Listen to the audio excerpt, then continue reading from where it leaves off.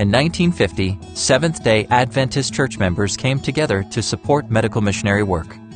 Through the 13th Sabbath offering, members like you gave to help send doctors and nurses to the village of Koza in Cameroon. Soon after, a hospital was built to serve the people. Meet Dorothy Brenwald and her brother-in-law, Dr. Arthur Bergman. In the early years, they and their spouses worked at Koza Hospital.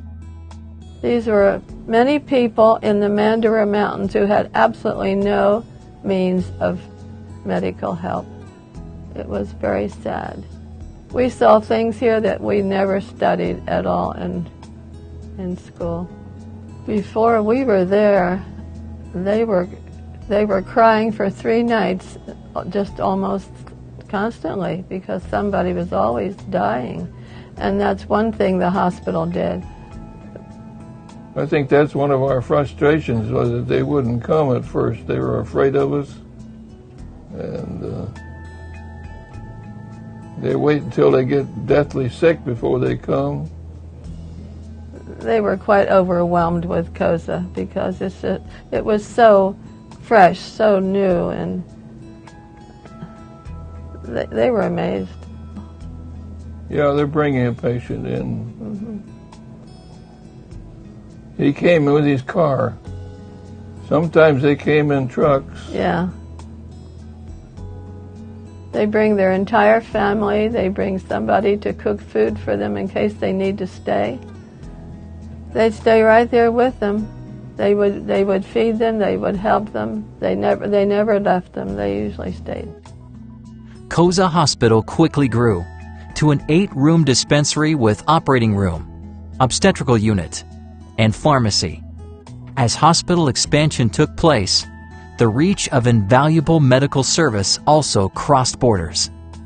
Sometimes Fred and I would go on our bicycles to an area a mile away or something. We'd hold bush clinics. Well, we're going to get there pretty soon. It's not very many good roads.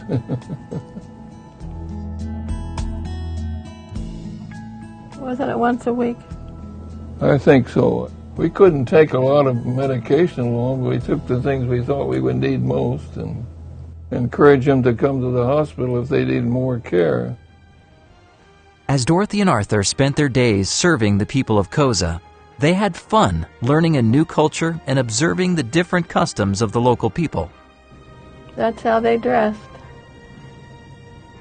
And the men wore a smile, remember? They were very gentle people. I liked that about them. That's the kind of hut that we lived in, except we had three together. Now, some of the walls beautiful. were stone and others just mud. Most of them were mud, I think.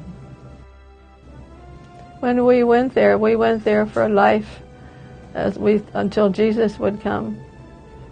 Since those early years, many other Adventist missionaries have taken up the challenge to support Koza and other hospitals around the world. Through medical mission, people have been blessed here and now, and for eternity. And when we went back in 1985, and that was 25 years after we had been there, we went back for 4 months. There were tens of thousands of many more people who had been baptized, and that just thrilled me. Your prayerful support and mission offering continue to assist thousands with health, truth, and hope.